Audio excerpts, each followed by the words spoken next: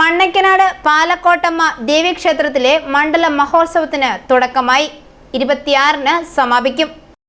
മണ്ഡല മഹോത്സവത്തിന്റെ ആദ്യ ദിനത്തിൽ അഭിഷേകത്തിനും ഗണപതി ഹോമത്തിനും ശേഷം മണ്ണയ്ക്കനാട് ശ്രീഭദ്ര നാരായണീയ സമിതിയുടെ നാരായണീയ പാരായണം, തുടർന്ന് പ്രസാദഊട്ട് എന്നിവയും വൈകുന്നേരം ദീപാരാധനയ്ക്ക് ശേഷം ശ്രീഭദ്ര ഭജന സമിതിയുടെ ഭജന, അത്താഴഊട്ട് എന്നിവയും നാടകവും നടന്നു.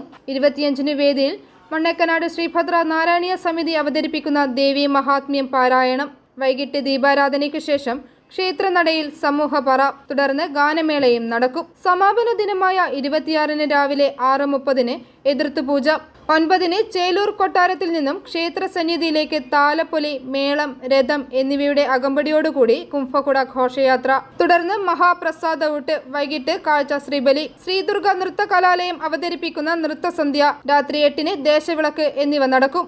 i4u news, Ettumanoor.